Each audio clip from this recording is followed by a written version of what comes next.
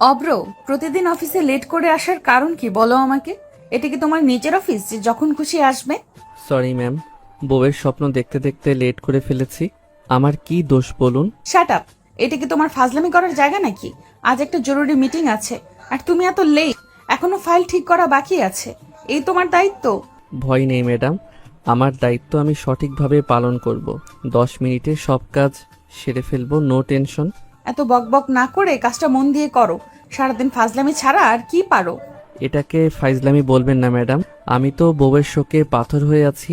বউ যদি আমাকে একটু বুঝতো তাহলে সব ঠিক হতো। Get out. এখানে কেউ তোমার বউয়ের গল্প শুনতে আসে নাই। তোমার জন্য দেখছি আমার চাকরিটা যাবে। তুমি ভুলে যাচ্ছ আমি এই কোম্পানির ম্যানেজার, আমার একটা দায়িত্ব আছে। তোমার জন্য যদি আমাকে কথা শুনতে হয় তাহলে তোমাকে ছাড়বো না কিন্তু। ধরে রাখুন না, আমি কি বারণ করেছি একবারও? এই বেয়াদব, কি বিড়বিড় করছো? যা বলার জোরে বলো, না হলে চলে যাও এখান থেকে। আমার মাথা নষ্ট করো না। নীলার চোখে তখন রাগের আগুন জ্বলছে। ঠোঁট কামড়ে নিজেকে শান্ত রাখার চেষ্টা করলেও ভিতরে ভিতরে সে যেন ফেটে পড়ার উপক্রম। আর ঠিক তখনই অভ্র তার স্বভাবসুলভ দুষ্ট হাসিটা মুখে ঝুলিয়ে একটু সামনে এগিয়ে আসে, যেন ইচ্ছা করিয়ে আগুনে ঘি ঢালতে চাই সে। অভ্র ডেস্কের উপর হেলান দিয়ে দাঁড়িয়ে একটু ঝুঁকে নীলার দিকে তাকিয়ে নরম গলায় বলে, ম্যাডাম, একটা কথা বলি, আপনি রাগ করলে কিন্তু আরো সুন্দর লাগে। মানে এই রাগী লোকটা একদম কিলার।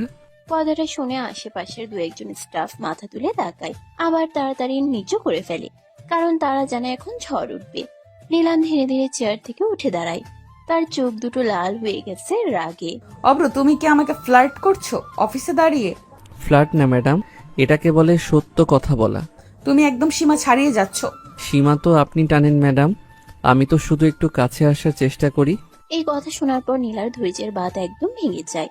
সে এক পা এগিয়ে এসে আঙ্গুল তুলে অভ্রর দিকে ইশারা করে। চলে যাও ইডিয়েট, এখনই আমার সামনে থেকে চলে যাও। অভ্র একটুও না ঘাবড়ে গিয়ে বুক ফুলিয়ে দাঁড়িয়ে থাকে, ঠোঁটের কোণে সে একটু দুষ্টু হাসি। আমি ইডিয়ট না ম্যাডাম, হ্যান্ডসাম বয়।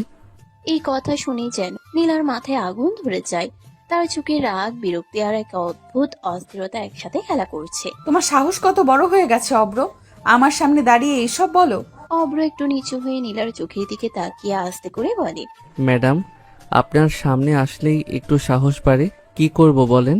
এক মুহূর্তের জন্য চারপাশটা নিস্তব্ধ হয়ে যায়, যেন পুরো অফিস অপেক্ষা করছে এখন কি হবে। আর নীলা, সে দাঁড়িয়ে আছে ঠিক অভ্রর সামনে, রাগে কাঁপছে, কিন্তু কোথাও যেন এই ছেলেটার অদ্ভুত দুষ্টুমি আর নির্ভীক আচরণ তাকে ভিতরে ভিতরে নাড়িয়ে দিচ্ছে। অফিসের বাতাসটা যেন ধীরে ধীরে আরো ভারী হয়ে উঠছে। নীলার চোখে এখনো সেই রাগের ঝিলিক, আর অভ্রর মুখে সেই নির্লজ্জ দুষ্টু হাসি, যেটা যেন পরিস্থিতিকে আরো খারাপ করে দিচ্ছে। চারপাশে সবাই কাজ করার ভান করলেও তাদের কান কিন্তু পুরোপুরি এখানেই আটকে আছে। নীলা দাঁড়িয়ে আছে দুহাত বুকের সামনে গুটিয়ে, ঠান্ডা কিন্তু ভয়ঙ্কর গলায় বলে উঠল, শোনো অব্র, দুপুরে মিটিং, যদি ফাইল রেডি না হয় তাহলে আমি কিন্তু একদম সোজা তোমার চাকরি থেকে আউট করে দেব। কোনো এক্সকিউজ আমি শুনবো না। এই কথাটা বলার সময় তার চোখে এমন একটা কঠোরতা ছিল, যেটা দেখে যে কেউ ভয়ে জমে যাবে। কিন্তু অভ্র, সে তো অন্যরকম। অভ্র একটু হাসে, মাথা কাত করে নীলার দিকে তাক, তারপর একদম স্বাভাবিক গলায় যেন কিছুই হয়নি এমন ভাবে বলে, আমাকে না দেখে আপনি থাকতেই পারবেন না ম্যাডাম, তাই আমারও চাকরি আউট হবে না। এই একটা বাক্য যেন পুরো পরিবেশকে থমকে দিল। কয়েক সেকেন্ডের জন্য নিস্তব্ধতা, তারপর হোয়াট? নীলার চোখ একদম বড় হয়ে যায় রাগে। তার মুখের এক্সপ্রেশন দেখে মনে হচ্ছে এখনই কেউ যদি তাকে থামাতে না পারে তাহলে ঝড় বয়ে যাবে। হঠাৎ করে টেবিলের উপর থাকা একটা ফাইল তুলে নিয়ে, এই নাও তোমার ফাইল, আগে এটা ঠিক করো। বলেই সে রাগে ফাইলটা ছুঁড়ে মারে অভ্রর দিকে। অভ্র চোখ বড় করে এক সেকেন্ড তাকিয়ে থাকে, তারপর দ্রুত সাইডে সরে গিয়ে ফাইলটা ক্যাচ করে ফেলে। উফ ম্যাডাম, একটু আস্তে, আপনার রাগে কিন্তু আমার হার্ট ফেল হয়ে যেতে পারে। কথাটা বলেই সে আর দাঁড়ায় না, তাড়াতাড়ি দৌড়ে গিয়ে নিজের ডেস্কে গিয়ে বসে পড়ে, যেন বুঝে গেছে এখন বেশি থাকলে বিপদ। অফিসে আবার ধীরে ধীরে কাজের শব্দ ফিরে আসে, কিবোর্ডের টিকটিক শব্দ, ফাইল উঠানোর আওয়াজ, কিন্তু সবার মুখে চাপা হাসি, কারণ তারা জানে এই দুজনের খুনসুটি প্রতিদিনই নতুন নাটক তৈরি করে। নীলা নিজের চেয়ারে বসে পড়ে, গভীর শ্বাস নেয়, নিজেকে শান্ত করার চেষ্টা করে। নীলা মনে মনে বলে, বাদর একটা, একদম মাথা খারাপ করে দেয়। কিন্তু তার ঠোঁটের কোণে অজান্তেই হালকা একটা হাসি খেলে যায়, যেটা সে নিজেও বুঝতে পারে না। আর অভ্র নিজের ডেস্কে বসে ফাইল খুলে কাজ শুরু করলেও মাঝে মধ্যে চোখ তুলে চুপি চুপি নীলার দিকে তাকাচ্ছে, যেন এই রাগী মেয়েটার প্রতিটা এক্সপ্রেশন সে মনে গেঁথে রাখতে চায়। অফিসের সবাই এখন কাজে মন দিয়েছে, কিন্তু অব্রের মনে চলছে অন্য কিছু। সময়টা ধীরে ধীরে দুপুরের দিকে গড়াতে থাকে। অফিসের ভিতরে সবাই ব্যস্ত, কিন্তু একটা অদৃশ্য চাপ যেন এখনো ঘুরে বেড়াচ্ছে। মিটিং এর চাপ, কাজের চাপ, আর তার মাঝে অব্র সত্যি অবিশ্বাস্য দ্রুততায় সব ফাইল গুছিয়ে ফেলে, যেন তার দুষ্টুমির আড়ালে লুকিয়ে আছে একদম পারফেক্ট একজন কর্মী। ফাইলগুলো সুন্দর করে সাজিয়ে নিয়ে একবার নিজের শার্টটা ঠিক করে তারপর গভীর শ্বাস নিয়ে নীলার কেবিনের সামনে গিয়ে দাঁড়ায়। নীলার দরজার সামনে। এসো। ভেতর থেকে ঠান্ডা গম্ভীর একটা গলা ভেসে আসে। অব্র দরজা খুলে ভেতরে ঢুকে ধীরে ধীরে এগিয়ে এসে নীলার টেবিলের সামনে দাঁড়ায়। তার চোখে আজ আর আগের মতো শুধু দুষ্টুমি নেই, একটু অন্যরকম কিছু আছে, গভীর কিছু। ম্যাডাম, আপনার ফাইল সব রেডি। নীলা কোনো কথা না বলে ফাইলটা নেয়, চোখ নামিয়ে একে একে সব পেজ চেক করতে থাকে। তার মুখে এখনো সেই কঠোরতা। কাজের সময় সে একদম অন্য মানুষ, কিন্তু অব্র সে দাঁড়িয়ে আছে ঠিক তার সামনে, আর তার চোখ আটকে গেছে নীলার উপর। নীলার কপালে পড়ে থাকা হালকা চুপ, চোখের নিচে ক্লান্তির ছাপ, ঠোঁটের সেই চাপা শক্ত ভাব। সবকিছু যেন অব্র একদম মন দিয়ে দেখছে, যেন প্রতিটা ছোট ছোট জিনিস তার চোখ এড়িয়ে যাচ্ছে না। নীলা হঠাৎই বুঝতে পারে অব্র তাকিয়ে আছে। সে ফাইল থেকে চোখ না তুলেই বলে ওঠে, কি দেখো? কিছু না। নীলা এবার চোখ তুলে সরাসরি তাকায় অব্রর দিকে। তার দৃষ্টি কঠিন। এভাবে তাকাবে না অব্র। আমার চোখ, আমি দেখব, তাতে আপনার কি? এই একটাই বাক্য আমার যেন আগুনে ঘি ঢেলে দেয়। নীলার চোখে রাগের আগুন জ্বলে ওঠে। সে ফাইলটা টেবিলে রেখে সোজা হয়ে বসে। তুমি ভুলে যাচ্ছ অব্র, আমি তোমার সিনিয়র, তারপর এই কোম্পানির ম্যানেজার। তুমি তাতে কি? নীলা একটু থমকে যায়, যেন এই জবাবটা সে আশা করেনি। অব্র আস্তে করে খুব শান্ত গলায় বলে, আমার ভালো লাগে, তাই দেখব। কেবিনের ভেতরে হঠাৎ করে এক অদ্ভুত নীরবতা নেমে আসে। এই যেন শুধু কথা নয়, এর মধ্যে লুকিয়ে আছে অন্য কিছু, এমন কিছু যেটা নীলা বুঝতে চাইলেও বুঝতে পারছে না। নীলার বুকের ভেতরটা কেমন যেন অস্থির হয়ে ওঠে। সে চোখ সরিয়ে নেয়, কিন্তু কেন যেন নিজের ভেতরের এই অজানা অনুভূতিটাকে সে মানতে চায় না। সীমা ছাড়িয়ে যাচ্ছ অব্র। সীমা না পার হলে তো আপনার কাছে আসাই হতো না ম্যাডাম। নীলা এবার একদম চুপ হয়ে যায়। তার হাতের আঙ্গুলগুলো টেবিলের উপর ধীরে ধীরে চাপ দিচ্ছে। সে রাগ করছে নাকি অন্য কিছু লুকোচ্ছে তা বোঝা যাচ্ছে না। আর অব্র, সে দাঁড়িয়ে আছে ঠিক আগের মতোই, কিন্তু তার চোখে আজ একটা অন্যরকম জেদ। এই খেলাটা শুধু মজা না, এর পেছনে কিছু আছে, কিছু গভীর। কেবিনের ভেতরে সে অদ্ভুত নীরবতা কয়েক সেকেন্ড স্থায়ী হয়। তারপর হঠাৎ করেই নীলা নিজেকে গুছিয়ে নেয়, যেন নিজের ভেতরের অস্থিরতাকে জোর করে চেপে ধরে আবার আগে সেই কড়া কঠিন ম্যানেজারে ফিরে আসে। সে ফাইলটা বন্ধ করে টেবিলে রেখে একদম অফিসিয়াল টোনে বলে উঠল, শোনো অব্র, আজ বস আসবে না, পুরো দায়িত্ব আমাকে সামলাতে হবে, তাই কোনো নাটক করবে না, বুঝেছো? আজ আমি একদম মুডে নেই। অভ্র তার কথা শুনে ঠোঁটের কোণে হালকা হাসি টানে, যেন এই কড়া কথাগুলো তার কাছে একদমই গুরুত্ব পাচ্ছে না। আমি কি অভিনেতা নাকি ম্যাডাম যে নাটক করব? এই একটাই কথা, আর তাতেই যেন নীলার ধৈর্য শেষ হয়ে যায়। সে হঠাৎ করেই চেয়ার থেকে উঠে দাঁড়ায়, চোখে আগুন, মুখে রাগের ঝড়, আর একদম তেড়ে আসা অভ্রর দিকে। তোমার সমস্যা কি বলো তো? সবকিছু নিয়ে মজা করতে হবে? অভ্র এক পাও পেছায় না, বরং স্থির হয়ে দাঁড়িয়ে থাকে। তার চোখে সেই অদ্ভুত নির্ভীকতা। নীলা তার একদম সামনে এসে দাঁড়াতেই হঠাৎ করে অভ্র তার হাতটা ধরে ফেলে। অব্র, হাত ছাড়ো। কিন্তু অভ্র ছাড়ে না, বরং হালকা টানে তাকে নিজের কাছে নিয়ে আসে, এতটাই কাছে যে দুজনের শ্বাস একে অপরের গায়ে লাগছে। এক মুহূর্ত দুজনেই চোখে চোখ, তারপর অভ্র খুব হঠাৎ করেই ঝুঁকে পড়ে। নীলার ঠোঁটে এক মুহূর্তের জন্য চুমু ছুঁয়ে দেয়। সবকিছু যেন এক সেকেন্ডের জন্য থেমে যায়, সময়, বাতাস, শব্দ সব। অভ্র ধীরে ধীরে সরে এসে একদম স্বাভাবিক গলায় বলে, আরে ম্যাডাম, এত রাগ ভালো না, হাই প্রেশার হয়ে যাবে কিন্তু। এই কথাটা যেন আগুনে পেট্রোল ঢেলে দিল। নীলার চোখ একদম লাল হয়ে যায়। সে হতভম্ব, অবাক আর রাগে ফেটে পড়ছে। অব্রর, তোমার সাহস কিভাবে হলো? তুমি আমাকে... তার কথা যেন আটকে যাচ্ছে, রাগে, অপমানে আর অজানা এক অনুভূতিতে। Get out! এক্ষুনি আমার কেবিন থেকে বের হয়ে যাও, না হলে আমি সত্যিই তোমাকে চাকরি থেকে বের করে দিব। অব্র এক মুহূর্ত তার দিকে তাকিয়ে থাকে। এবার তার চোখেও একটু গম্ভীরতা, কিন্তু টুটির কোণে সে হালকা দুষ্টু হাসি এখনো আছে। ঠিক আছে ম্যাডাম, যাচ্ছি, কিন্তু একটা কথা মনে রাখবেন, আপনি যত রাগ করবেন আমি ততই কাছে আসব। বলেই সে ঘুরে দরজার দিকে হাঁটা দেয়। আর নীলা, সে দাঁড়িয়ে থাকে ঠিক জায়গায়। নিঃশ্বাস ভারী হয়ে আসছে, বুক উঠানামা করছে দ্রুত। আর রাগ কমছে না, বরং আরো বাড়ছে। এই ছেলেটা একদম পাগল, সীমা জানে না। কিন্তু কোথাও খুব গভীরে তার হৃদয়টা অদ্ভুতভাবে কেঁপে উঠেছে, যেটা সে কোনোভাবেই স্বীকার করতে চায় না। কেবিনে সেই ঘটনার পর পুরো অফিসে যেন অদ্ভুত একটা চাপা উত্তেজনা ছড়িয়ে পড়ে। কেউ কিছু জানে না, কিন্তু সবাই বুঝতে পারে কিছু একটা হয়েছে, বড় কিছু। নীলা নিজের রাগটা জোর করে চেপে রেখে আবার কাজে মন দেয়, কারণ আজকের দিনটা তার জন্য খুব গুরুত্বপূর্ণ। বস না থাকায় পুরো দায়িত্ব তার কাঁধে, আর একটা ভুল মানেই সব শেষ। অন্যদিকে অব্র, সে নিজের ডেস্কে বসে কাজ করলেও তার চোখে সেই একই আত্মবিশ্বাস, যেন কিছুই হয়নি। কিন্তু মাঝে মাঝে তার ঠোঁটের কোণে হালকা হাসি ফুটে উঠছে, যেন সে জানে সে যা করেছে সেটা ভুল না। দুপুর গড়িয়ে আসে, সময় হয়ে যায় মিটিং এর। নীলা দ্রুত ফাইলগুলো গুছিয়ে নেয়, তারপর স্টাফদের নির্দেশ দেয় সবকিছু প্রস্তুত রাখতে। সবাই শুনুন, আমরা রেস্টুরেন্টে যাচ্ছি, আজ সেখানেই মিটিং হবে। কেউ কোনো ভুল করবে না, সবকিছু পারফেক্ট চাই। তার গলায় সেই আগের কঠোরতা, কিন্তু চোখে এক ফোঁটা ক্লান্তি লুকিয়ে আছে। অব্র গাড়ির পাশে দাঁড়িয়ে এক হাতে ফাইল অন্য হাতে মোবাইল ঘোরাচ্ছে। Madam ready? নীলা কোনো উত্তর দেয় না, সোজা গিয়ে গাড়িতে উঠে বসে। অব্র হালকা হাসে, তারপর সেও উঠে বসে। গাড়ি ধীরে ধীরে অফিস ছেড়ে বেরিয়ে পড়ে। গাড়ির ভেতরে এক অদ্ভুত নীরবতা, কেউ কোনো কথা বলছে না। বাইরে শহরের কোলাহল, ভেতরে নিঃশব্দ টানা পড়েন। অব্র মাঝে মাঝে চুপি চুপি তাকাচ্ছে নীলার দিকে, আর নীলা জানালা দিয়ে বাইরে তাকিয়ে আছে, যেন সেই মুহূর্তটাকে এড়িয়ে যেতে চায়। কিছুক্ষণের মধ্যেই তারা রেস্টুরেন্টে পৌঁছে যায়। ভেতরে ঢুকে সুন্দর একটা প্রাইভেট সিটে বসে পড়ে। চারপাশে হালকা আলো, নরম মিউজিক, পরিবেশটা একদম প্রফেশনাল, আবার একটু আরামদায়কও। নীলা ফাইলগুলো টেবিলে সাজিয়ে নেয়, চোখে আবার সেই ফোকাস। ঠিক তখনই রেস্টুরেন্টের দরজা দিয়ে ঢুকে আসে বিদেশি বায়াররা। সবাই উঠে দাঁড়ায়, নীলা হালকা হাসি দিয়ে এগিয়ে যায়। Hello, welcome. অব্র পাশে দাঁড়িয়ে, এবার সে পুরোপুরি সিরিয়াস, একদম প্রফেশনাল লুক। Good afternoon. এক এক করে সবাই পরিচিত হয়, হ্যান্ডশেক হয়।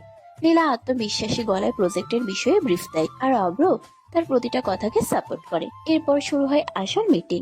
ল্যাপটপ ওপেন হয়, স্ক্রিনে প্রেজেন্টেশন ভেসে ওঠে। নীলা প্রথমে কথা শুরু করে, তার গলায় দৃঢ়তা, চোখে আত্মবিশ্বাস। সে প্রতিটা পয়েন্ট পরিষ্কারভাবে বুঝিয়ে দেয়। তারপর অব্র এগিয়ে আসে, সে একদম স্মুথ ভাবে প্রেজেন্টেশন চালিয়ে নেয়। তার কথার ধরন, বোঝানোর স্টাইল, সবকিছুতে একটা আলাদা ছাড়। দুজনে একসাথে যেন পারফেক্ট টিম। একজন যেখানে শেষ করছে, অন্যজন সেখান থেকেই শুরু করছে। কেউ বুঝতেই পারছে না এই দুজনের মধ্যে কিছুক্ষণ আগেই কত বড় ঝড় বয়ে গেছে। বিদেশি বায়াররা একে অপরের দিকে তাকিয়ে মাথা নাড়ে, তাদের চোখে সন্তুষ্টির ছাপ স্পষ্ট। মিটিংটা ধীরে ধীরে জমে ওঠে, আর নীলা, সে এক মুহূর্তের জন্য অব্রর দিকে তাকায়। অব্রও তাকায় তার দিকে। দুজনের চোখে চোখ পড়ে। একটা ছোট মুহূর্ত, যেখানে রাগ নেই, শুধু একটা অদ্ভুত বোঝাপড়া। মিটিং এর ভেতরে তখন এক ধরনের চাপা উত্তেজনা। সবাই অপেক্ষা করছে সেই সিদ্ধান্তটা কি হবে। এই প্রজেক্টটা তাদের হাতে আসবে, নাকি আবারও হাতছাড়া হয়ে যাবে। নীলা চুপচাপ বসে আছে, তার আঙ্গুলগুলো টেবিলের উপর ধীরে ধীরে নড়ছে। বাইরে থেকে সে যতটা শান্ত, ভেতরে ঠিক ততটাই টেনশনে ভরা। অব্র পাশে বসে, কিন্তু তার চোখে সেই বিশ্বাস এখনো অটুট। মাঝে মাঝে সে হালকা করে নীলার দিকে তাকাচ্ছে, যেন নীরবে বলছে সব ঠিক হবে। ঠিক তখনই বিদেশি বায়ারদের মধ্যে একজন সামনে ঝুঁকে হালকা হাসি দিয়ে বলে উঠল, আপনাদের প্রেজেন্টেশন আমাদের খুব পছন্দ হয়েছে। আমরা আপনাদের সাথে কাজ করতে আগ্রহী। এই কথাটা যেন পুরো পরিবেশটাই বদলে দিল। নীলার চোখ এক মুহূর্তের জন্য বড় হয়ে যায়, তারপর ধীরে ধীরে তার মুখে ফুটে ওঠে স্বস্তির হাসি। অব্র হালকা করে হাসে, চোখ নামিয়ে আবার তুলে সরাসরি নীলার দিকে তাকায়। দুজনের চোখে চোখ পড়ে, কোনো কথা নেই, কিন্তু সেই দৃষ্টিতেই যেন বলা হয়ে যায়, আমরা পেরে গেছি। থ্যাংক ইউ, আমরা আমাদের বেস্টটা দেওয়ার চেষ্টা করব। You will not regret. বায়াররা খুশি হয়ে হেসে ওঠে। পরিবেশটা এখন অনেক হালকা। তারপর হঠাৎই বায়ারদের একজন বলে ওঠে, আজ রাতে আমরা একটা ডিনারের আয়োজন করেছি, আপনাদের দুইজনকে ইনভাইট করেছি। নীলা একটু থেমে যায়, তার মাথায় দ্রুত ঘুরতে থাকে কাজ, সময়, অফিস। সে ভদ্রভাবে কিছু বলতে যাচ্ছিল, কিন্তু অব্র আগে বলে ফেলে, ইটস আওয়ার প্লেজার। নীলা চোখ ঘুরিয়ে তাকায় অব্রর দিকে, কিন্তু এখন আর না বলার উপায় নেই। সে হালকা হাসি দিয়ে মাথা নাড়ে। শিওর, আমরা আসবো। মিটিং শেষ হয়, সবাই একে অপরের সাথে হাত মিলিয়ে বিদায় নেয়। নীলা আর অব্র ধীরে ধীরে রেস্টুরেন্ট থেকে বের হয়। বাইরে তখন বিকেলের আলো, হালকা বাতাস বইছে। দুজন কিছুক্ষণ চুপচাপ হাঁটে, তারপর নীলা একটু কড়া গলায় বলে, তুমি আমার আগে উত্তর দিলে কেন? কারণ জানতাম আপনি না করতে পারবেন না। নীলা কিছু বলে না, শুধু মুখ ঘুরিয়ে নেয়। কিন্তু তার ঠোঁটের কোণে হালকা হাসি লুকানো থাকে। তারা গাড়িতে উঠে বসে ধীরে ধীরে বাসার দিকে রওনা দেয়। আজকের দিনটা তাদের জন্য বড় একটা সাফল্য এনে দিয়েছে। কিন্তু গল্প এখানেই শেষ না, কারণ আজ রাতে আবার দেখা হবে একটা ডিনার, আর হয়তো নতুন কিছু ঘটার শুরু। দিনভর টেনশন, মিটিং, প্রেজেন্টেশন সবকিছু শেষ করে যখন অব্র বাসার দরজায় পা রাখলো, তখন যেন এক মুহূর্তেই তার ভিতরে সব ক্লান্তি ধীরে ধীরে গলে যেতে লাগলো।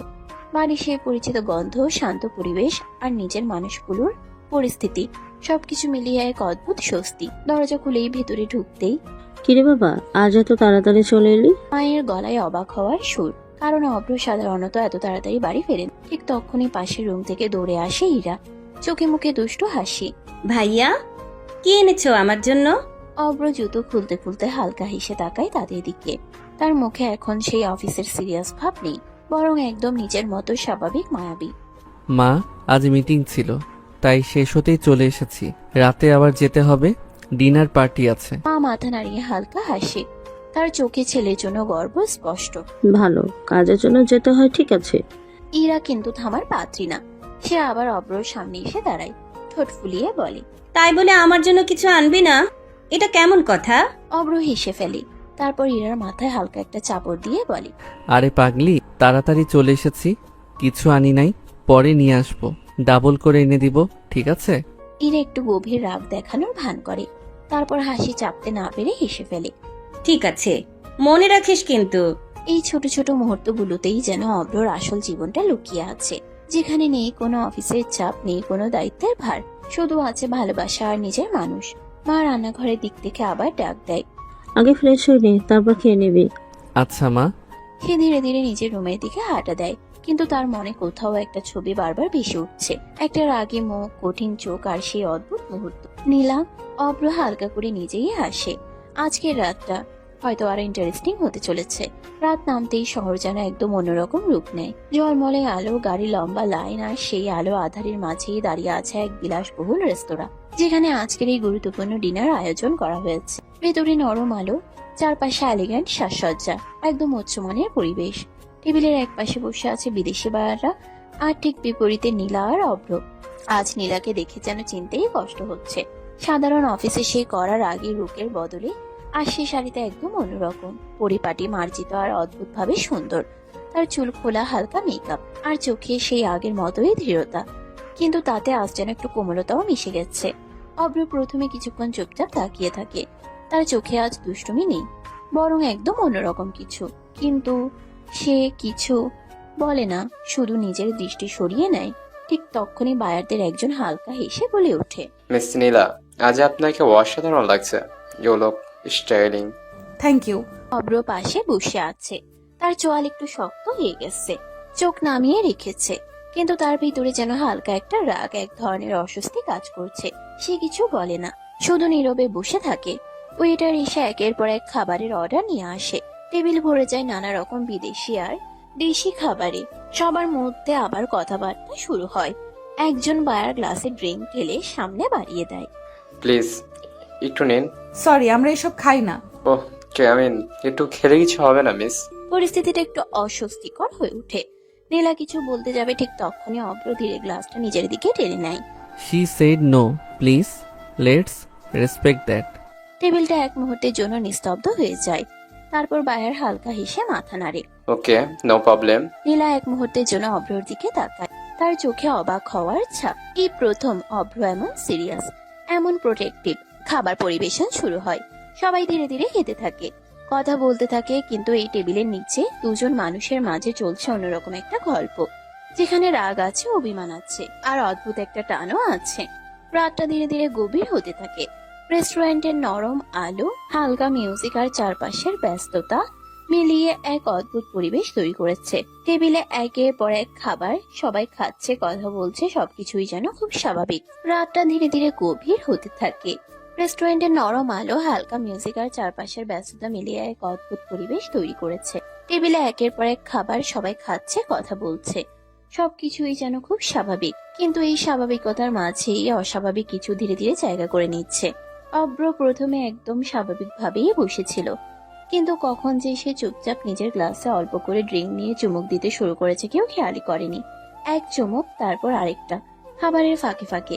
ধীরে ধীরে নীলার চোখে হঠাৎ করে এই বিষয়টা ধরা পড়ে। সে ভ্রু কুঁচকে তাকায় অভ্রর দিকে। অব্র, অভ্র মাথা তুলে তাকায়, চোখে একটু ভিন্ন রকম ঝিলিক। তোমার এসবের অভ্যাস নেই, নিজেকে সামলাতে পারবে না। অভ্র হালকা হাসে, তারপর একটু ঝুঁকে নীলার কানের কাছে মুখ নিয়ে যায়। তার গলার স্বর নিচু একটু ভারী। আমি সামলে নেব। এই কাছাকাছি আসাটা, এই গলার স্বর, নীলার বুকের ভেতরটা কেমন যেন কেঁপে ওঠে। সে দ্রুত সরে যায়, চারপাশে তাকায় কেউ দেখলো কিনা। কিন্তু অভ্র থামে না, সে আবার গ্লাসে চুমুক দেয়, একটু একটু করে কথা বলতে বলতে, খেতে খেতে। সে বুঝতেই পারে না কতটা হয়ে গেছে। সময় গড়িয়ে যায়, অবশেষে ডিনার শেষ হয়। বায়াররা খুশি মুখে উঠে দাঁড়ায়। ইট ওয়াজ গ্রেট নাইট। হ্যান্ডশেক, হাসি, বিদায়। এক এক করে তারা সবাই চলে যায়। রেস্টুরেন্টের সেই বড় টেবিলে এখন শুধু দুজন মানুষ, নীলা আর অভ্র। নীলা ব্যাগটা গুছিয়ে নেয়, উঠে দাঁড়াতে যাবে, ঠিক তখনই তার চোখ পড়ে অভ্রর দিকে। সে বসে আছে চুপচাপ, কিন্তু তার দৃষ্টি একদম স্থির, সোজা নীলার দিকে। ওই দৃষ্টিটা স্বাভাবিক না, এটা সেই দুষ্টু ফাজিল অভ্রর চোখ না, এটা যেন অন্য কেউ, আরো গভীর, আরো তীব্র। নীলার গলা শুকিয়ে আসে, সে একটু থেমে সাবধানে বলে, অব্র চলো। কোনো উত্তর নেই। অভ্র শুধু তাকিয়েই থাকে, তার চোখে এক অদ্ভুত মিশ্রণ, নেশা, অনুভূতি আর দমিয়ে রাখা কিছু। নীলার বুকের ভেতরটা ধকধক করতে থাকে। সে জীবনে অনেক কিছু সামলেছে, অনেক কঠিন পরিস্থিতি দেখেছে, কিন্তু এই মুহূর্তটা, এই দৃষ্টি তাকে অদ্ভুতভাবে অস্বস্তিতে ফেলে দিয়েছে। আর একটু ভয়ও লাগছে। রেস্টুরেন্টের সেই নীরব কোণটায় যেন সময় থেমে গেছে। চারপাশ ফাঁকা, আলোটা একটু ম্লান, আর টেবিলের পাশে দাঁড়িয়ে আছে নীলা, সামনে বসে অভ্র। তার চোখে সেই অদ্ভুত দৃষ্টি এখনো। নীলা আবার ডাক দেয়, একটু কড়া কিন্তু ভিতরে কাঁপা গলায়। অব্র চলো, দেরি হয়ে যাচ্ছে। এবার অভ্র ধীরে ধীরে উঠে দাঁড়ায়, তার চোখ সরছে না একটুও। এক পা দুই পা সে এগিয়ে আসে নীলার একদম সামনে। নীলার বুকের ভেতরটা ধকধক করছে, সে বুঝতে পারছে এই মুহূর্তটা স্বাভাবিক না। অব্র, তুমি ঠিক আছো তো? কথাটি শেষ হওয়ার আগে অভ্র হঠাৎ করে তার হাতটা ধরে ফেলে, তারপর এক টানে কাছে নিয়ে আসে। নীলা অবাক হয়ে তাকিয়ে থাকে, আর পরের মুহূর্তেই অভ্র তার খুব কাছে ঝুঁকে পড়ে, তার কপালে ঠোঁট ছুঁয়ে দেয়, একটা দীর্ঘ ভারী শ্বাস ফেলে। নীলা একদম স্তব্ধ। সে কিছু বলার আগেই অভ্র এবার একটু কাছে আসে, কিন্তু এবার নীলা হালকা জোরে তাকে ঠেলে দেয়। অব্র স্টপ, তুমি হুঁশে নেই। তার গলায় ভয়, অস্বস্তি আর এক ধরনের অজানা কাঁপুনি। অভ্র কয়েক সেকেন্ড চুপ করে থাকে, তার চোখে তখনও সেই নেশা, কিন্তু নীলার ভয়টা এবার তার চোখে পড়ে। হঠাৎ করে অভ্র এক পা পেছনে সরে যায়, দু হাত মাথায় দিয়ে দাঁড়িয়ে পড়ে। আমি ঠিক আছি। তার গলায় এবার আগে সেই দুষ্টুমি নেই, বরং এক ধরনের অস্থিরতা। নীলা ধীরে ধীরে শ্বাস নেয়, নিজেকে সামলায়। সে একটু নরম গলায় বলে, চলো বাসায় যাই। অভ্র আর কিছু বলে না, শুধু মাথা নিচু করে দাঁড়িয়ে থাকে। নীলা অভ্রের হাত ধরে টেনে তাকে গাড়িতে বসিয়ে দিবে। নীলাও পাশে গিয়ে বসে। ড্রাইভার গাড়ি চালাতে শুরু করে দিল।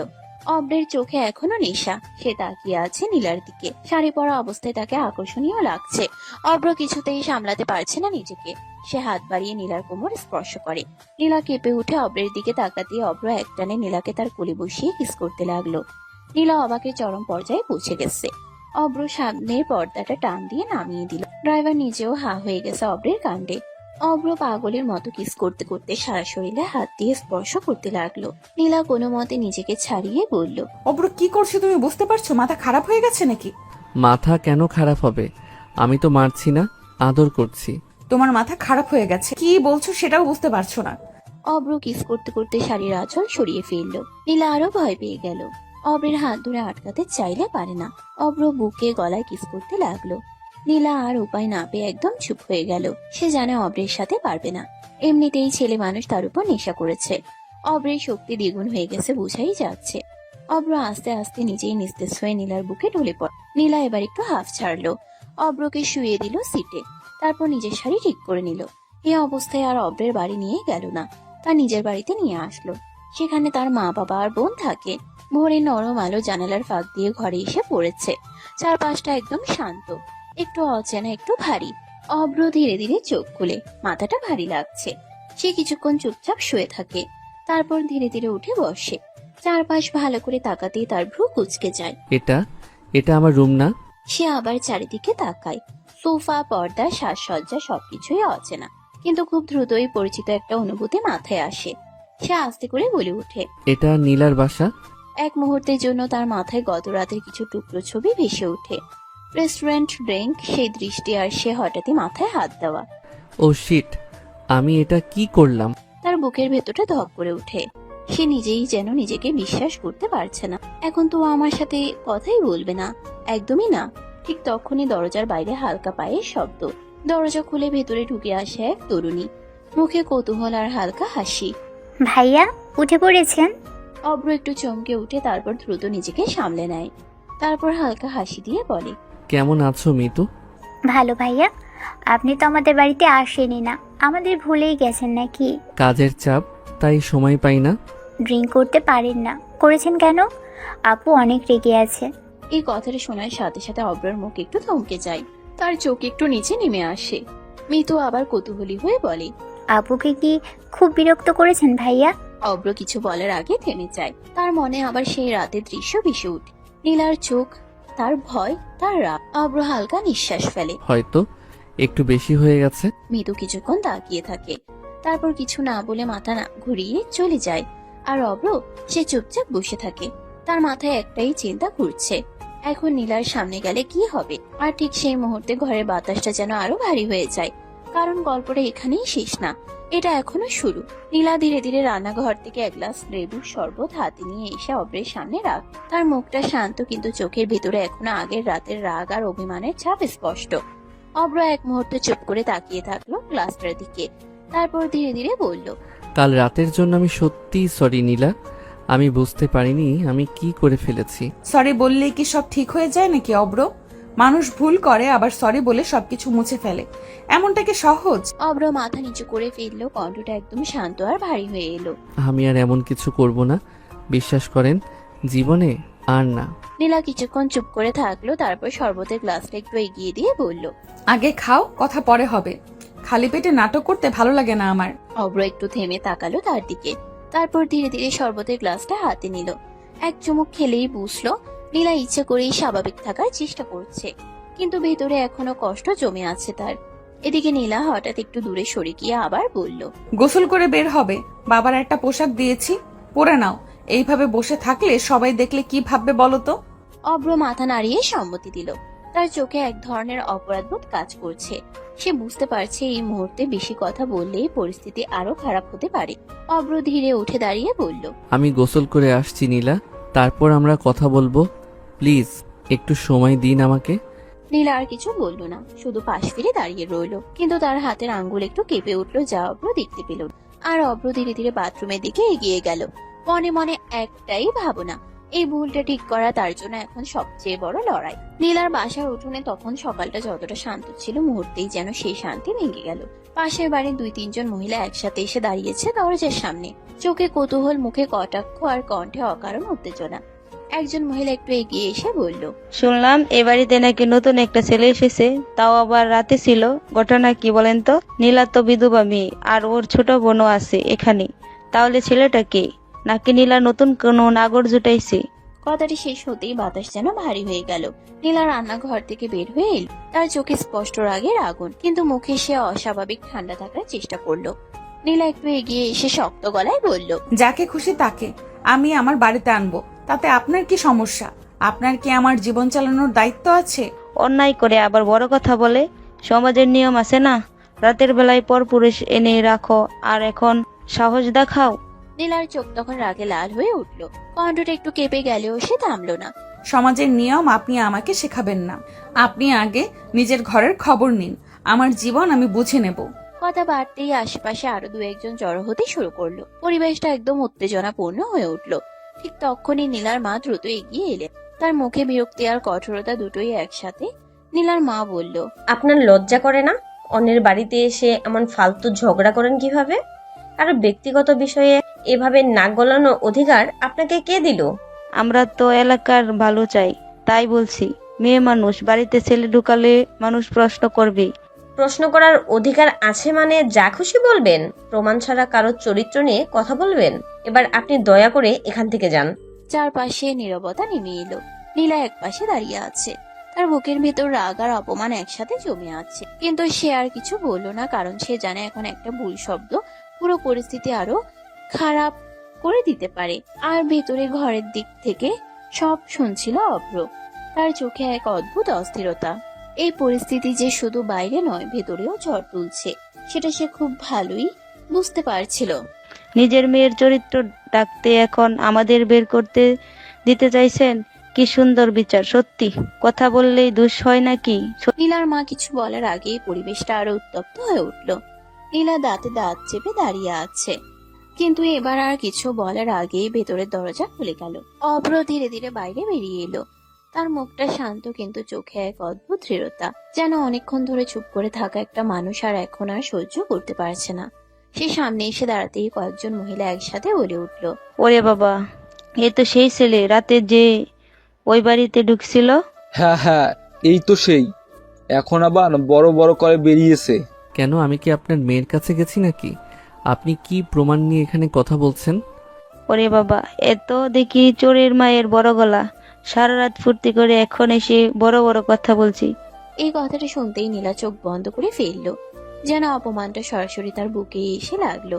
নীলার মা সামনে এগিয়ে এলেন, কিন্তু এবার অব্র আর চুপ রইল না। তার কণ্ঠটা আগের চেয়ে আরো কঠিন হয়ে উঠল। আপনি যা খুশি ভাবতে পারেন, কিন্তু ভিত্তিহীন কথা বলে কারোর সম্মান নষ্ট করার অধিকার আপনার নেই। আমি এই বাড়িতে এসেছি ব্যক্তিগত অধিকারে, আর যদি সত্যি কোনো সমস্যা থাকে তাহলে প্রমাণ নিয়ে আসুন। শুধু কথা দিয়ে কাউকে ছোট করা যায় না। চারপাশে কয়েক মুহূর্ত নীরবতা নেমে এলো। মহিলারা একে অপরের দিকে তাকাতে লাগলো, কিন্তু কেউ আর আগের মতো জোরে কথা বলতে পারছে না। মহিলার কটাক্ষ তখনও থামেনি, বরং অব্র সামনে এসে দাঁড়াতেই সে আরো সাহস পেয়ে গেল। মহিলা চোখ ছোট করে তীক্ষ্ণ গলায় বলল, কি অধিকারে তুমি এসেছো এখানে, তাও আবার এত রাতে? এটা কি ব্যক্তিগত বাড়ি না কি তোমার নিজের জায়গা? চারপাশে কয়েকজন মহিলা ফিসফিস করতে লাগলো। কেউ কেউ অবিশ্বাসে তাকিয়ে আছে, কেউ আবার কৌতূহলে। অব্র একদম শান্তভাবে দাঁড়িয়ে রইল। তার চোখে কোনো ভয় নেই, বরং এক ধরনের দৃঢ় আত্মবিশ্বাস। একটু থেমে সে পরিষ্কার গলায় বলল, কারণ নীলা আমার স্ত্রী। একটা মুহূর্ত যেন পুরো উঠোন থেমে গেল, বাতাস পর্যন্ত থমকে গেছে মনে হলো। অব্র আবার একই শান্ত স্বরে বলল, দুই পরিবারের সম্মতিতেই আমাদের বিয়ে হয়েছে। আমি এখানে আমার স্ত্রীর কাছে এসেছি। মহিলারা একসাথে বিস্মিত হয়ে উঠল। তারা অবাক হয়ে তাকিয়ে বলল, কি? ওর বিয়ে হয়েছে? কবে হলো? ও তো বিধবা। কথাটা শেষ হতেই নীলা যেন এক মুহূর্তের জন্য চোখ তুলে তাকালো। তার মুখে বিস্ময়, রাগ আর লজ্জা সব একসাথে মিশে গেছে, কিন্তু অব্র একটুও থামলো না। তার গলা এবার আরো কঠিন হয়ে উঠল। সেই কৈফিয়ত আপনাকে দেওয়ার কোনো দরকার আমি মনে করি না। একটু থেমে চারপাশের দিকে একবার তাকিয়ে সে আবার বলল, আর আমার স্ত্রীকে নিয়ে যদি আর একটা অশালীন কথা বলেন তাহলে আমি বাধ্য হব পুলিশে যেতে। সম্মান নষ্ট করার অধিকার কারো নেই। এই কথার পর উঠোনে এক অদ্ভুত নীরবতা নেমে এলো। মহিলারা এবার আর আগের মতো জোরে কথা বলতে পারছে না। কেউ কেউ মুখ নামিয়ে ফেললেও কেউ আবার ধীরে ধীরে পিছিয়ে যেতে লাগলো। নীলা তখন অব্রর দিকে তাকিয়ে আছে। তার চোখে এখন আর শুধু রাগ নেই, আছে এক অচেনা ধাপ। বিধবা মেয়ের কবে বিয়ে হলো? আমরা তো কিছুই জানলাম না। আগে জানলে তো আমরা এসব কথা বলতাম না। কথাটা শুনে নীলার চোখে আবার আগুন জ্বলে উঠল। সে সামনে এগিয়ে এসে ঠান্ডা কিন্তু ধারালো গলায় বলল, আপনারা কি আমার গার্জিয়ান যে আপনাদের সবকিছু জানাতে হবে? যারা জানার তারা ঠিক কি জানে, আপনাদের ব্যাখ্যা দেওয়ার কোনো দরকার নেই। কথাটা শেষ হতেই মহিলারা একে অপরের দিকে মুখ চাওয়াচাওয়ি করলো। অপমান আর বিরক্তি মিশে তাদের মুখটা শক্ত হয়ে গেল। আর এক মুহূর্ত দাঁড়িয়েও না থেকে তারা ধীরে ধীরে সেখান থেকে চলে যেতে লাগলো। নীলা তাদের চলে যাওয়ার দিকেই তাকিয়ে রইল কিছুক্ষণ, তারপর হঠাৎই রাগে ঘুরে বাড়ির ভেতরে চলে গেল। তার পায়ের শব্দে পুরো বাড়ি যেন কেঁপে উঠলো।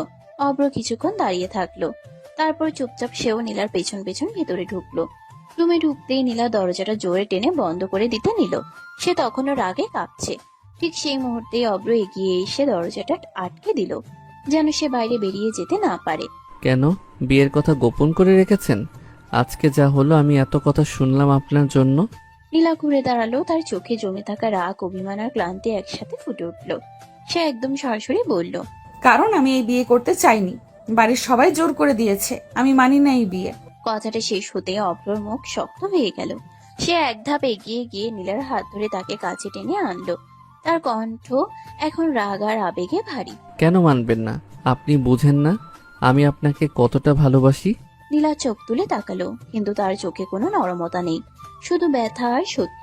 সে ধীরে ধীরে বলল, আমি এখনো আমার আগের স্বামীকে ভালোবাসি এবং তার জায়গা কেউ নিতে পারবে না।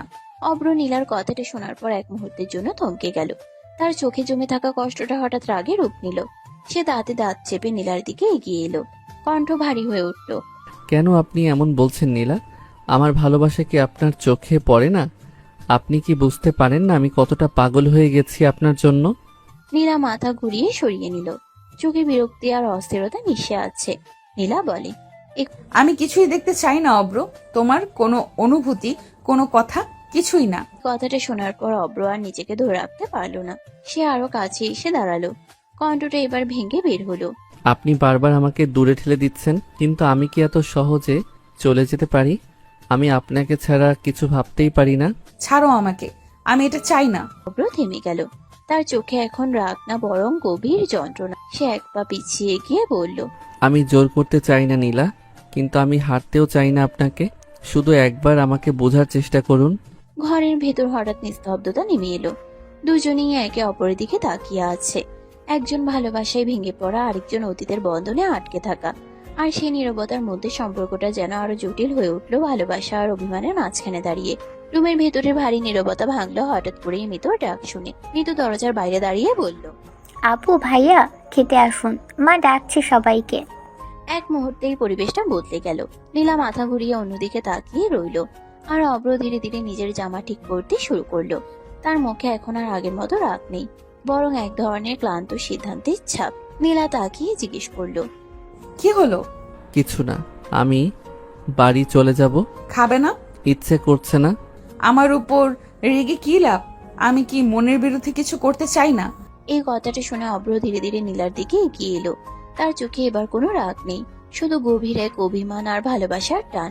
সে নরম কিন্তু ভারী কণ্ঠে বলল, আমি রাগ করিনি নীলা, আমি শুধু বুঝতে চাই আমি আপনার জীবনে কোথায় দাঁড়িয়ে আছি। আর একটা কথা, আমি আপনার পিছু ছাড়বো না ম্যাডাম। নীলা কিছু বলার আগেই অব্র গড়ে দরজার দিকে এগিয়ে গেল। তার পায়ের শব্দ ধীরে ধীরে দূরে মিলিয়ে যেতে লাগলো। নীলা শুধু দূরে দাঁড়িয়ে রইল, চোখে অজানা অস্থিরতা আর বুকের ভেতরে এমন এক টান যেটার নাম সে নিজেও ঠিক বলতে পারছিল না। রুমের ভেতরে সেই ভারী নিঃশব্দ মুহূর্ত পেরিয়ে অব্র ধীরে ধীরে সিঁড়ি দিয়ে নিচে নামতে লাগলো। তার পায়ের শব্দগুলো যেন পুরো বাড়ির নীরবতাটাকে কেটে যাচ্ছিল। তার মুখে কোনো অভিব্যক্তি নেই, কিন্তু চোখে ক্লান্তি, অভিমান আর এক ধরনের ভেতরের লড়াই স্পষ্ট। নিচে নেমে আসতেই ডাইনিং টেবিলের পাশে দাঁড়িয়ে থাকা নীলার মা তাকে দেখে এগিয়ে এলেন। অব্র, কোথায় যাও বাবা? অব্র একটু থেমে দাঁড়ালো। তারপর খুব ভদ্র সংযত গলায় বলল, বাড়িতে যাচ্ছি আন্টি। না খেয়ে কেন যাবে বাবা? তাছাড়া তুমি তো আসলেই না, আজকের দিনটা থেকে যাও না। তার গলায় মায়া, আন্তরিকতা, যেন সত্যিই তিনি চান ছেলেটা কিছু সময় তাদের সাথে কাটা। কিন্তু অব্র হালকা করে মাথা নিচু করলো। না আন্টি, আজ না, অফিসে একটু কাজ আছে, যেতে হবে।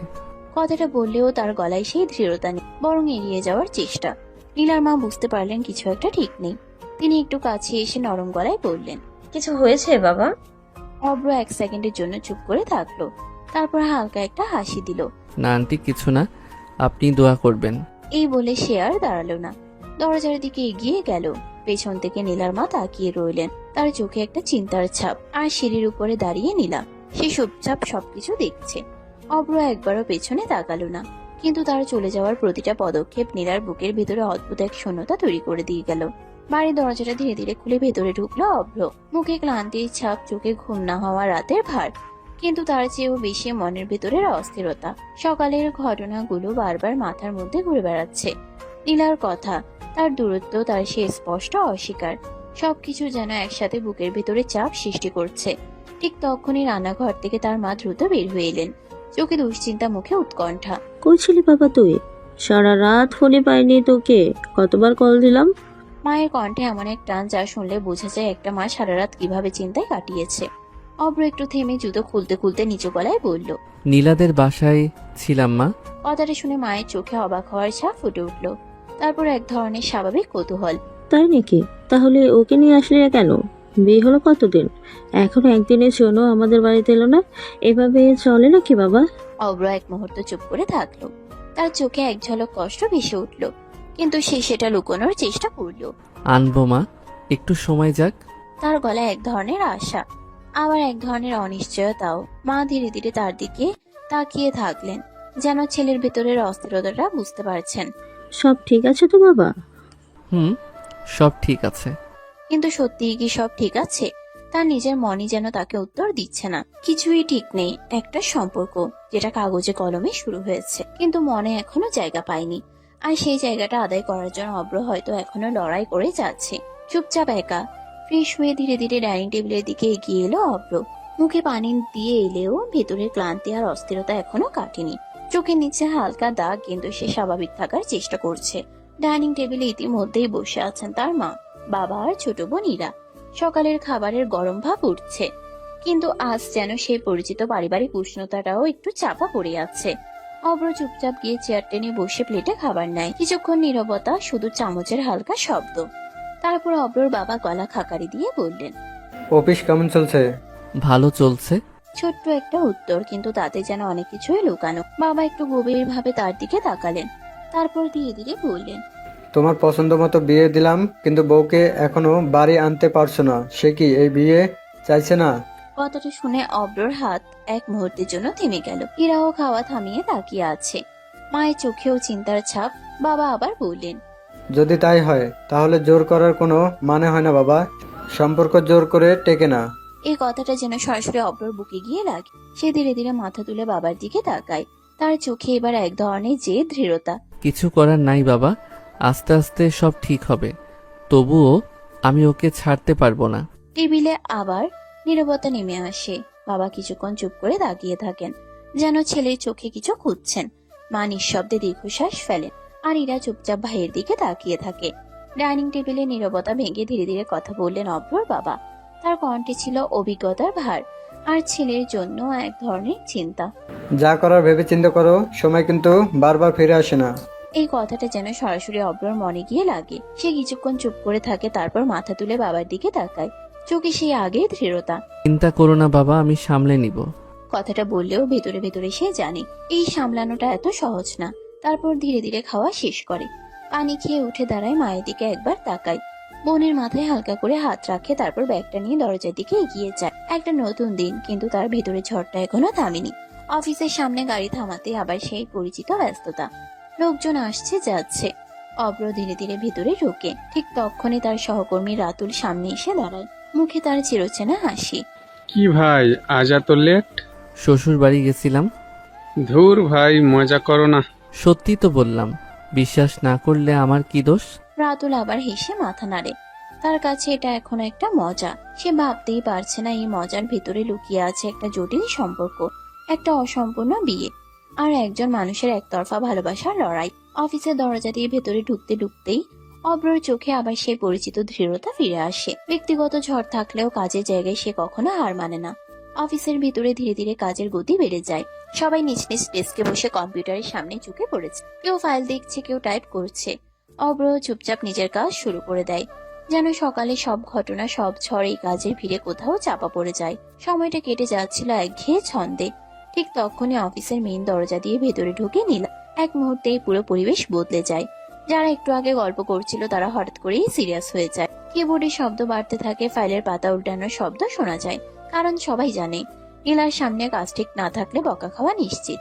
নীলা ধীরে ধীরে হেঁটে যাচ্ছে, তার হাতে ফাইল, চোখে সেই চিরসেনা করা দৃষ্টি। আজও সে আগের মতোই শক্ত, কঠিন। কেউ বুঝতেই পারছে না এই মেয়েটার ভেতরে গতকাল থেকে কত কিছু চলছে। অব্র মাথা নিচু করে কাজ করছে, কিন্তু নীলা পাশ দিয়ে যাওয়ার সময় এক সেকেন্ডের জন্য তার চোখ উঠে যায়। দুজনের চোখে চোখ পড়ে।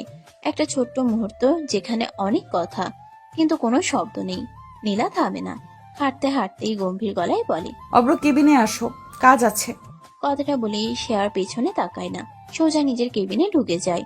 অফিসে আবার চাপা গুঞ্জন। কেউ কেউ চুপচাপ একে অপরের দিকে তাকায়, কারণ তারা জানে এই ডাকে কিছু একটা আছে।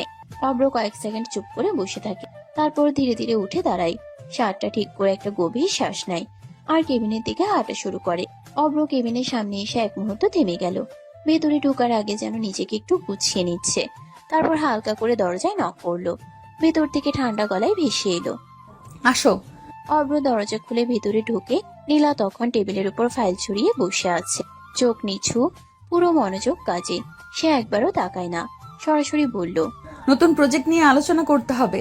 ওরা একটু অন্যরকম কিছু চায়, এমন কিছু যেটা আগে কোথাও হয়নি। ঠিক আছে, চেষ্টা করব।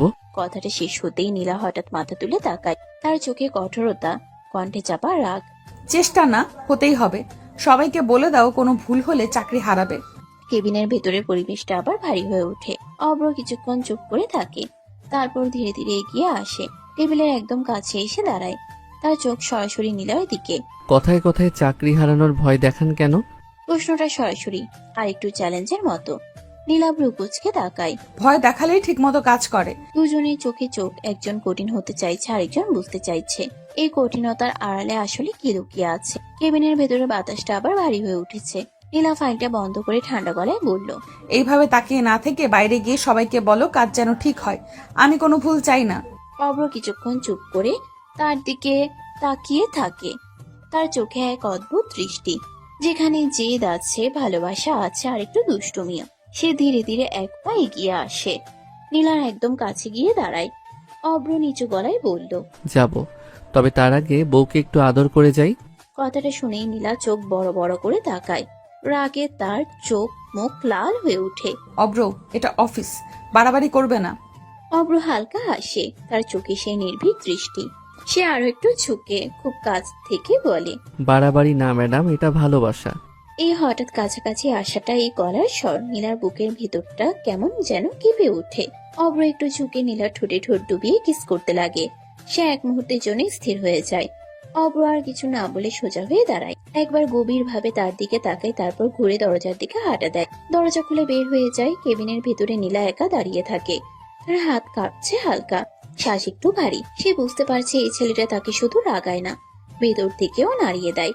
আর এই নাড়ানো অনুভূতিটাই তাকে সবচেয়ে বেশি অস্থির করে তুলছে।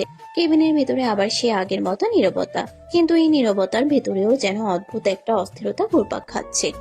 নীলা নিজের চেয়ারটায় বসে ফাইলের পেজ উল্টাচ্ছে, চেষ্টা করছে পুরো মনটা কাজে লাগাতে, কিন্তু বারবার তার মনটা অন্যদিকে সরে যাচ্ছে।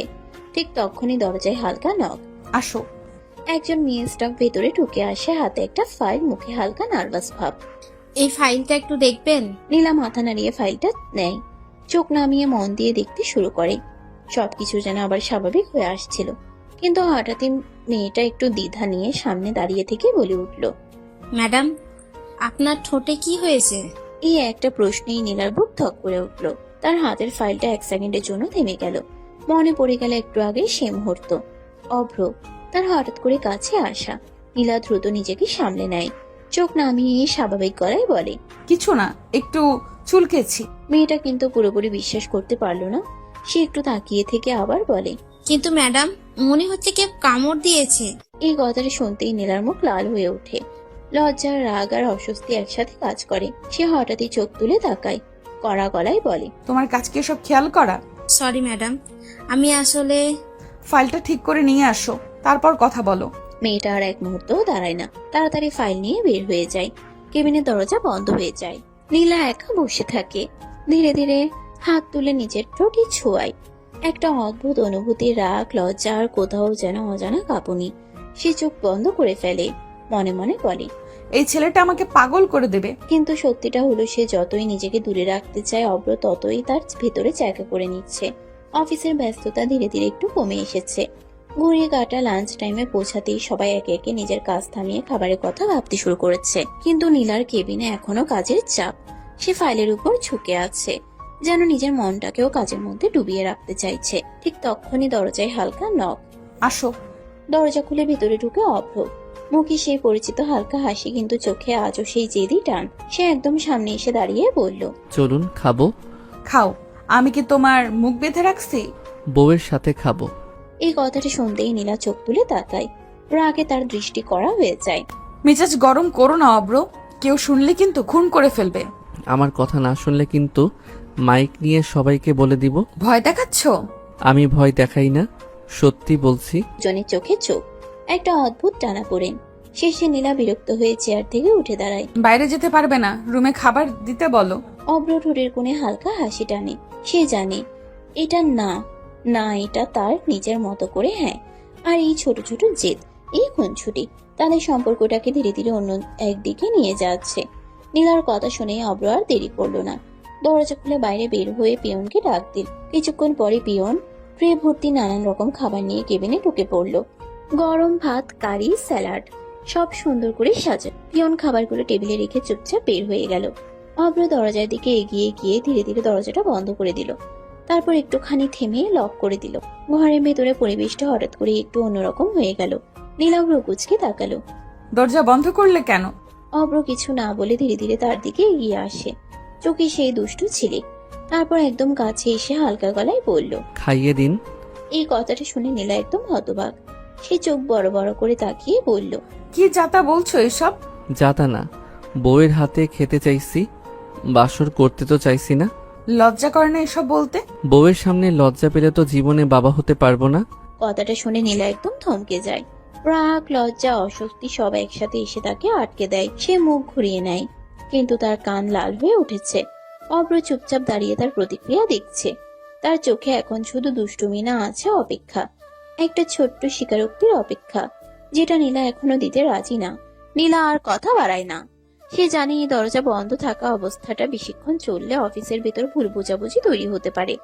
আর সে কখনোই চায় না নিজের ইমেজ বা পরিবেশ অযথা জটিল হোক।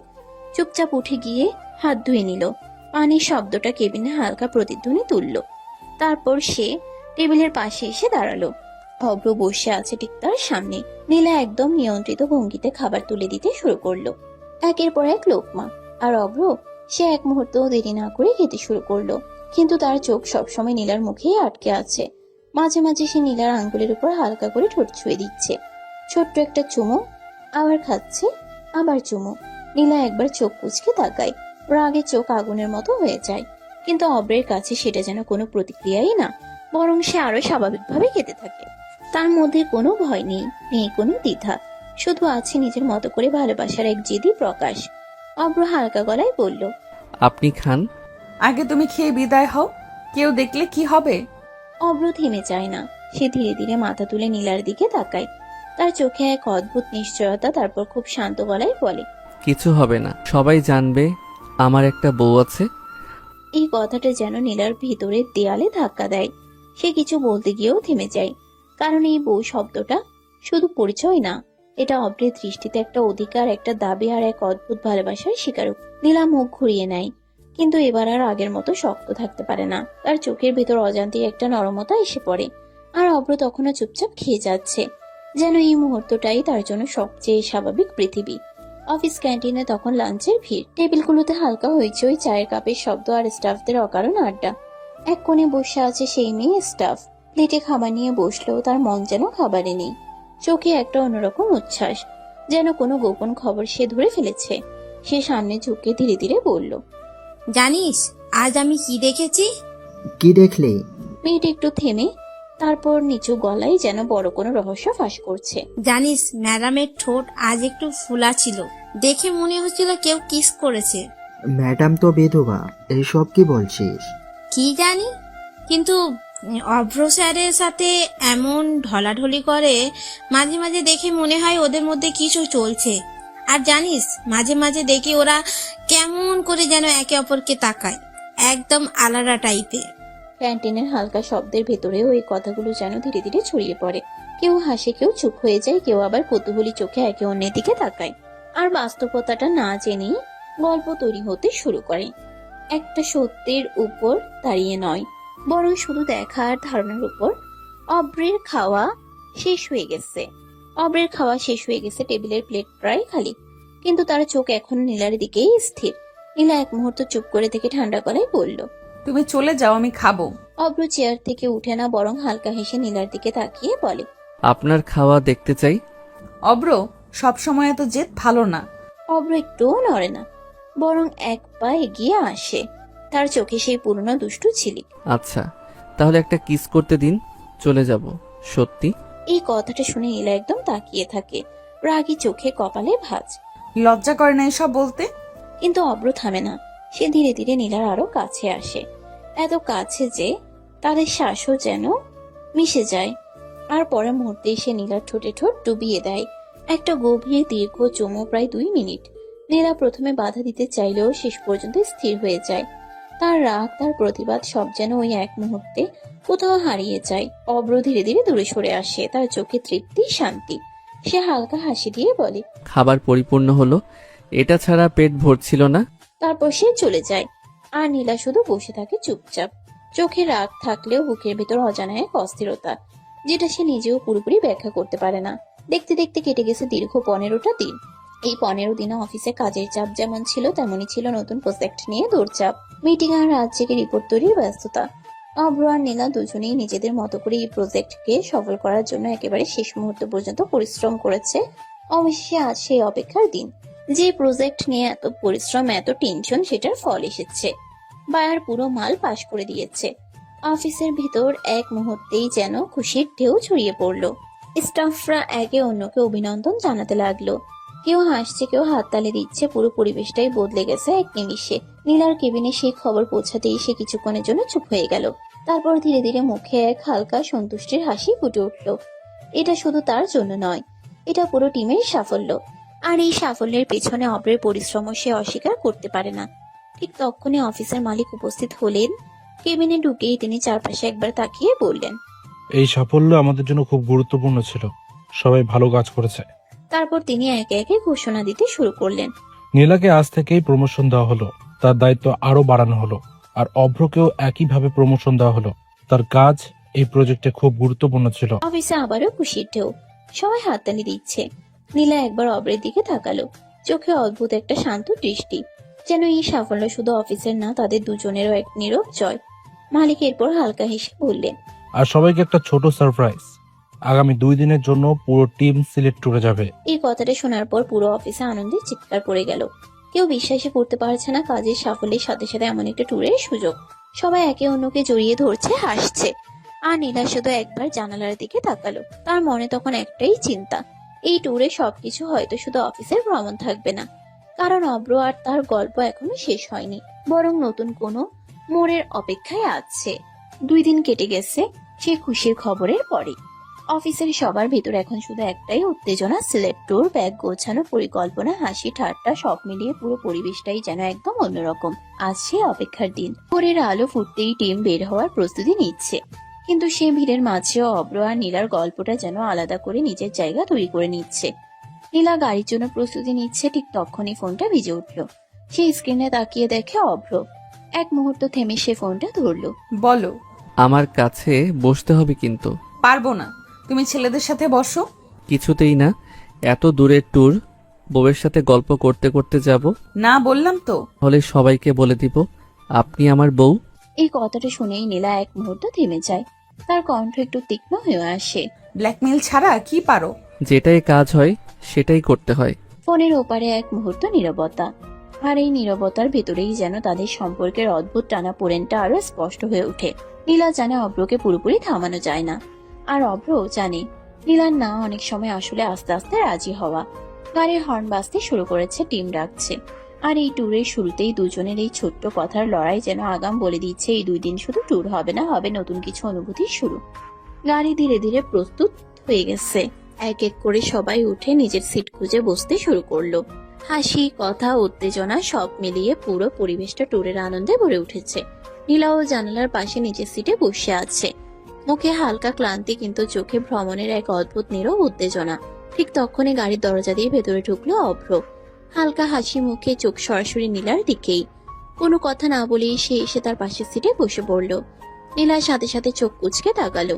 অব্র, এটা মেয়েদের সিট, হোক, তাতে কি? সবসময় এমন করো কেন? কারণ সব জায়গায় আপনার পাশে বসা আমার অভ্যাস হয়ে গেছে। নীলা কিছু বলতে যাবে, ঠিক তখনই গাড়ি স্টার্ট দিল।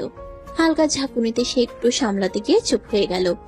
অব্র আর কিছু না বলে স্বাভাবিকভাবে বসে রইল, কিন্তু তার চোখে সেই দুষ্টু শান্ত হাসিটা ঠিকই রয়ে গেল। গাড়ি এগোতে শুরু করলো, বাইরের দৃশ্য বদলাতে লাগলো। অব্র আস্তে করে নীলার পিছন দিয়ে হাত দিয়ে তাকে কাছে টেনে আনলো। নীলার আগে চোখে তাকালো, কিন্তু অব্র পাত্তা না দিয়ে তার কোমরে স্লাইড করতে লাগলো। আস্তে আস্তে কোমর থেকে উপরে উঠতে লাগলো। গাড়িতে আরো মানুষ থাকায় নীলা শব্দ করতে পারছে না। অব্র সেই সুযোগ কাজে লাগিয়ে আস্তে করে গলায় মুখ ডুবিয়ে কিস করতে লাগলো। নীলা বিরক্ত হয়ে ফিসফিস করে বলল, অব্র বেশি হয়ে যাচ্ছে কিন্তু। নো জান, বেশি না, অনেক কম হয়ে গেছে। এতদিনে সব হয়ে যাওয়ার কথা ছিল। নির্লজ্জ কোথাকার। অব্র একটা হাসি দিয়ে তার কাজ চালিয়ে যেতে লাগলো। বাসে সবাই যে যার মতো ব্যস্ত, তাই কেউ ওদের খেয়াল করলো না। দীর্ঘ যাত্রার পর অবশেষে গাড়িগুলো এসে থামলো সিলেটের সেই সুন্দর রিসর্টের সামনে। চারপাশে সবুজে ঘেরা পরিবেশ, দূরে পাহাড়ের আভাস, হালকা ঠান্ডা বাতাস যেন পুরো জায়গাটাই একদম স্বপ্নের মতো। গাড়ি থেকে নামতেই সবাই একসাথে হইচই শুরু করে দিল। কেউ ছবি তুলছে, কেউ ভিডিও করছে, কেউ আবার চারপাশ ঘুরে দেখছে। এই ব্যস্ততার মাঝেই নীলা ধীরে ধীরে চারপাশটা দেখে নিল। তার চোখে হালকা মুগ্ধতা, কিন্তু মুখে সেই আগের মতোই সংযত ভাব। রিসর্ট থেকে রুম বন্টন করে দেওয়া হলো। মেয়েদের জন্য আলাদা রুম, ছেলেদের জন্য আলাদা। সবাই নিজের নিজের লাগেজ নিয়ে রুমে চলে গেল। নীলাও নিজের রুমে ঢুকে দরজা বন্ধ করে দিল। একটা দীর্ঘশ্বাস ফেললো, যেন এতক্ষণ ধরে নিজেকে সামলে রেখেছিল। ওদিকে অব্রও তার রুমে গিয়ে ব্যাগ রেখে দেয়, কিন্তু তার মনটা একদমই রুমে নেই। তার মাথায় শুধু একটা চিন্তা, নীলা। সবাইকে বলা হলে আগে একটু রেস্ট নিয়ে নিতে, তারপর সবাই একসাথে খাওয়া দাওয়া করে বিকেলে ঘুরতে বের হবে। রুমগুলোতে তখন এক ধরনের শান্তি নেমে এসেছে। কেউ বিছানায় গায়ে দিয়ে দিয়েছে, কেউ ফ্রেশ হচ্ছে, কিন্তু এই শান্তির মধ্যেও একটা মানুষ একদমই শান্ত না, অব্র। সে কিছুক্ষণ রুমে বসে থাকতে না পেরে উঠে দাঁড়ালো। মুখে হালকা দুষ্টু হাসি তার, আর সরাসরি বের হয়ে গেল নীলা রুমের দিকে। দরজার সামনে গিয়ে হালকা নক করলো।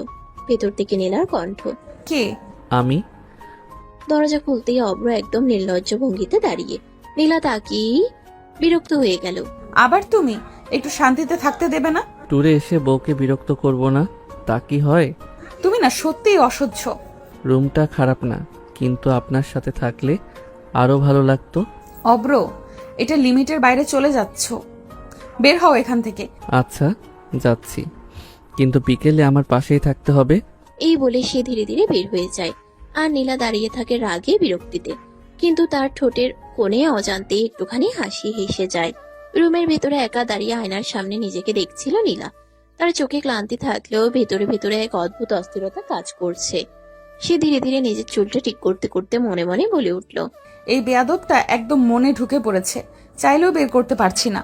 কথাটা বলেই সে নিজেই একটু থেমে গেল। মুখে বিরক্তির ছাপ আনলেও ভেতরে কোথাও যেন একটা নরম অনুভূতি জন্ম নিচ্ছে, যেটাকে সে মানতে চায় না, স্বীকার করতে চায় না। কিছুক্ষণ পর ফ্রেশ হয়ে রুম থেকে বের হয়ে এলো নীলা। বাইরে তখন সবাই একসাথে খাওয়া দাওয়া শেষ করে ঘুরতে বের হয়েছে। রিসর্টের চারপাশে সবুজের মাঝে হালকা বাতাস বইছে। সবাই হাসছে, ছবি তুলছে, গল্প করছে। ঠিক তখনই হঠাৎ করে কেউ তার হাতটা ধরে টেনে নিল। নীলা চমকে তাকিয়ে দেখলো অভ্র। সে কোনো কিছু বুঝে ওঠার আগেই তাকে একটু দূরে নিয়ে এলো, একটা তুলনামূলক নিরিবিলি জায়গায়। নীলা হাত ছাড়ানোর চেষ্টা করে রাগে বলল, অব্র, কি করছো? কেউ দেখবে। আরে বউ, বিয়ের পর প্রথম ট্যুর, একদম হানিমুন হানিমুন ফিল হচ্ছে। একটা লাথি মারবো কিন্তু। স্বামীকে লাথি দিলে কিন্তু জান্নাত পাবেন না ম্যাডাম। এই কথাটা শুনে নীলা চুপ করে গেল এক মুহূর্ত, তারপর মুখ ঘুরিয়ে অন্যদিকে তাকালো। কিন্তু তার ঠোঁটের কোণে অজান্তে একটা চাপা হাসি ফুটে উঠল। এই ঝগড়া, এই খুনছুটি, সবকিছুর মাঝেই তাদের দূরত্বটা যেন একটু একটু করে কমে আসছে। নীলা যতই নিজেকে দূরে রাখতে চায়, অব্র ততই কাছে চলে আসে। আর এই কাছাকাছিটাই একসময় হয়তো তার নিজের কাছেও অস্বীকার করা কঠিন হয়ে যাবে। রাত নেমে এসেছে পুরো রিসর্টে। চারপাশ নিস্তব্ধ, শুধু দূরে কোথাও ঝিঝি পোকার ডাক আর হালকা বাতাসের শব্দ। সবাই সারাদিনের ক্লান্তিতে খাওয়া শেষ করে যার যার রুমে গিয়ে শুয়ে পড়েছে। পুরো পরিবেশটা শান্ত, কিন্তু কিছু অনুভূতি কখনোই শান্ত থাকে না। নীলা নিজের রুমে বসে আছে, আলোটা মৃদু। তার চোখে ঘুম নেই, মনে বারবার ঘুরছে দিনের ঘটনাগুলো, অভ্র, তার কথা, তার দুষ্টুমি। ঠিক তখনই দরজায় হালকা নখ। নীলা চমকে উঠে তাকায়। ধীরে ধীরে দরজার কাছে গিয়ে খুলতেই সে দেখে অভ্র। নীলা অবাক হয়ে যায়, সাথে সাথে দরজা আটকাতে যায়। অব্র, কি করছো? সবাই আছে, কেউ দেখলে কি হবে? কিন্তু অভ্র দ্রুত ভেতরে ঢুকে পড়ে, দরজাটা আস্তে করে বন্ধ করে দেয়। ঘরের ভেতরে দুজন, নীরবতা।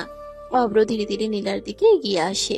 তার চোখে আজ অন্যরকম কিছু, শুধু দুষ্টুমি না, গভীর একটা অনুভূতি।